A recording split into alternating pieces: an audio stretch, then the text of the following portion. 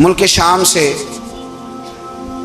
اور ایران سے کچھ لوگ آپ کی خدمت میں آئے تو وہاں سے کچھ کنیزیں بھی آئیں. ان کے بادشاہ پیغام لے کے شاہ ایران کی کنیز کو ملکہ نے کہا کہ نا حضرت عمر کی زوجہ کو دیکھ کے آنا ذرا کس طرح کی. ہمارے ملک میں کیا کہتے ہیں؟ خاتون اول. جی خاتون، باقی سارے دوؤں میں خاتون اول. ذرا خاتون اول کو دیکھ کے آنا. تو وہ جب آئی نا گھر میں ملنے تو کہا کہ مجھے میری ملکہ نے کہا تھا کہ عمر کی زوجہ سے اہلیہ سے ملاقات کر کے آنا. تو حضرت عمر کی اہلیہ نے نا ایک جوڑا کپڑوں کا دے دیا ملکہ کے لیے اور ایک خوشبو کی شیشی دے دی. اب جب وہ تحفے وہاں گئے تو اس ملکہ نے نا کچھ سونے کا سامان بھیجا، کچھ زیورات بھیجے، کچھ تحائف بھیجے. جب حضرت عمر کے گھر آئے نا وہ خادم لے کے آیا. اس نے کہا جی آپ کی اہلیہ نے تحفے بھیجے تھے. تو جواب میں شاہ ایران کی بیوی نے، یہاں جس ملک کا وہ سفیر تھا، انہوں نے بھی یہ بھیجے. تو حضرت عمر فاروق نا وہ تحفے لے کے گھر گئے تو جا کے کہنے لگے اپنی اہلیہ سے، یہ تو کب سے تحفے تحائف بھیجنے لگ گئی ہے؟ یہ کب سے نظام شروع ہو گیا؟ تو کہ حضور تحفہ دینا لینا تو ٹھیک ہے، سنت ہے، محبت بڑھتی ہے، تو یہ کوئی قباحت نہیں، اور میں نے اپنی ذاتی استعمال کے لیے جو چیزیں رکھی تھی وہ میں نے دی ہیں. تو حضرت عمر فاروق رضی اللہ تعالیٰ عنہ فرمانے لگے ہم نے کسی ملک کے ساتھ اور اس کے بادشاہ کے ساتھ ذاتی تعلق نہیں بنانا. تعلق جو بھی بنے گا رسول اللہ کے دین کی برکت سے بنے گا. ذاتی رشتے نہیں ہم نے قائم کرنے. ذاتی آپ کے ملک کی جو ایئر لائن جس کا ہر سال خسارے کا ڈنڈورا پیٹا جاتا ہے نا، وہ ہمارے بادشاہ صاحب اور صدر صاحب اگر غیر ملکیوں کو گھوڑا کبھی بھیجنا ہو نا، گھوڑا، تو پورا ایک جہاز گھوڑا لے کے تحفے میں جاتا ہے. پورا جہاز غریب قوم کا یہ سرمایہ. اور قوم بڑی بادشاہ ہے، لائنوں میں لگ کے ووٹ دیتی ہے. دو کام ہمیشہ لائن میں لگ کے کرنے، ایک بل لائن میں لگ کے جمع کرانا ہے اور ایک ووٹ لائن میں لگ کے، تاکہ پھر پورے 5 سال لائن میں ہی لگے رہیں. مرضی سے آپ ووٹ دینا، پر جو بات درست ہے اس کو سنو. حضرت عمر فاروق رضی اللہ تعالیٰ عنہ نے اپنی اہلیہ سے پوچھا کتنے کا تھا وہ تیرا جوڑا اور خوشبو کی شیشی؟ انہوں نے کہا 3 دینار کی. فرمایا یہ 3 دینار تیرے اور باقی جو تحفے آئے ہیں وہ تو خود کہہ، چونکہ اس نے تیرے نام بھیجے ہیں. تو کہہ کہ میں مال غنیمت میں دیتی ہوں، تو کہہ میں مسلمانوں کو کہہ. تو زوجہ ہنس پڑی، کہنے لگی میں نہ بھی کہوں تو مجھے کہنا تو پڑے گا ہی، کہنا تو میں نے ہے ہی، کیونکہ سامنے عمر فاروق ہیں، لہذا فرمایا کہہ دیتی ہوں میں نے دیا خزانے کو. حضرت عمر نے جمع کرا لیا. میں یہ کیا بات ہوئی؟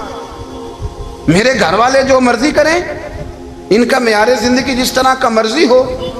اور حضرت عمر ایک جملہ کہا کرتے تھے، اللہ کرے کہ یہ باتیں اس دور حاضر میں ہماری سمجھ میں آئیں.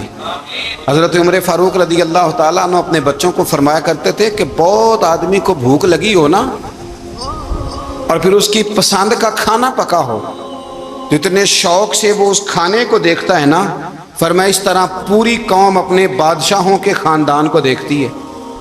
اس تیزی کے ساتھ دیکھتے ہیں کہ ان کے گھر میں کیا ہو رہا، ان کا معیار زندگی کیا ہے، ان کا سٹیٹس کیا ہے. سیدنا فاروق اعظم رضی اللہ تعالیٰ عنہ نے اپنے گھر کے اندر اپنے بچوں، آپ کے بچے دونوں کاروبار کے لیے مصر گئے تو وہاں کے گورنر صاحب نے لوگوں سے، ایک بہت بڑا قافلہ گیا مدینے سے مصر تجارت کے لیے، جاتے ہیں نا آج بھی قافلے کئی ملکوں میں، تو یہ گئے تجارت کے لیے. تو حضرت عبداللہ ابن عمر، حضرت عبید اللہ ابن عمر، حضرت عمر کے دونوں بیٹے گئے. جناب عمر فاروق کے بچے جب وہاں پہنچے تو مصر کے گورنر نے نا لوگوں کو تعارف کرایا کہ یہ عمر فاروق کے بیٹے ہیں. یہ حضرت یہ چودھری کے بیٹے کو کون بتاتا ہے کہ تو چودھری کا بیٹا ہے؟ باہر والے بتاتے ہیں، گھر والے جی. اور سیٹھ صاحب کے بیٹے کو کون بتاتا ہے کہ تو سیٹھ صاحب کا بیٹا ہے؟ اور مالک کو کون بتاتا ہے کہ تو مالک کا بیٹا ہے اور یہ کرایہ دار ہے؟ یہ کون بتاتا ہے؟ یہ سوچ ہم دیتے ہیں بچوں کو. چودھری اور کمی کی سوچ، امیر اور غریب کی سوچ، مالک اور کرایہ دار کی سوچ، گھر کے مالک کی اور کام کرنے والے کی سوچ، یہ ہم دیتے ہیں. یاد رکھنا یہ ہم دیتے ہیں، یہ ہمارا مزاج ہے، یہ باہر سے نہیں آتی. تو کوئی شہزادہ ہے، تو سیٹھ ہے، تو نواب ہے، یہ سوچ باہر سے نہیں آتی. یہ اماں سوچ دیتی ہے، اماں، یہ ابا سوچ دیتا ہے. اور پھر جب تباہی اترتی ہے تو اس کے ذمہ دار بھی باہر والے نہیں ہوتے، گھر والے ہوتے ہیں، گھر والے. ہمارے بچوں کی طبیعتوں پر زیادہ نقش باہر والوں کا نہیں ہوتا، گھر والوں کا ہوتا ہے. یاد رکھیے گا. حضرت عمر فاروق رضی اللہ، بچے ہیں، شہزادے ہیں، وہ کاروبار کرنے گئے اور وہاں لوگوں نے بتایا گورنر صاحب نے کہ یہ فاروق اعظم کے بچے امیر المومنین کے. لوگوں نے ان سے زیادہ مال خریدا، تجارت میں زیادہ نفع ہوا. ظاہر ہے کہ وہ آپ کے جو اللہ خیر کرے حکمران ہیں، ان کے کاروبار کتنے ملکوں میں ہیں، کس بنیاد پر ہیں؟ وہ صرف اس بنیاد پر کہ وہ حکمران رہے، ان کے لیے آسان تھا بڑے لوگوں سے تعلقات بنانا. حضرت عمر فاروق رضی اللہ تعالیٰ عنہ کے بچے ڈھیروں مال کما کے جب واپس آئے نا، تو حضرت عمر سے آ کے بچوں نے بطور محبت کا ابا جی اللہ نے بڑا ہی فضل کیا ہے، بڑا مال کمایا الحمدللہ، یہ دیکھیں کتنا نوازا ہے. تو حضرت عمر کہنے لگے سارے قافلے نے اتنا ہی کمایا ہے، سارے قافلے نے اتنا ہی کمایا ہے؟ حضور نہیں، سارے قافلے نے اتنا نہیں کمایا، سب کو اتنا نہیں ملا.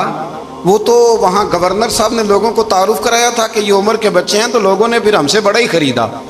تو حضرت عمر فرمانے لگے ٹھیک ہو گیا، میں بات سمجھ گیا. اس طرح کرو، جو تمہاری اصل زر تھی نا، جو راز تھی، وہ رکھ لو اور باقی سارا مال خزانہ میں جمع کرا دو.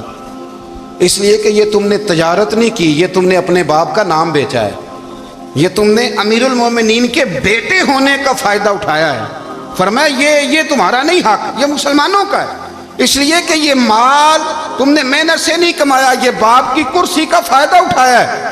اور فرمایا اگر تم نے مال جمع نہ کرایا تو میں مال بھی لے لوں گا زبردستی اور کوڑے بھی ماروں گا، ڈبل سزا دوں گا. مرضی سے جمع کراؤ گے تو کوڑوں سے بچ جاؤ گے. بڑے بیٹے نے تو جمع کرا دیا، تو چھوٹا تھوڑا پریشان ہوا. تو حضرت عبداللہ ابن عمر چھوٹے کا ماتھا چوم کے کہنے لگے بیٹے چپ کر کے جمع کرا، یہاں بھی فخر کر کے ہم عمر کے بیٹے ہیں، اور قیامت میں بھی فخر کریں گے کہ ہم فاروق اعظم کے بیٹے ہیں.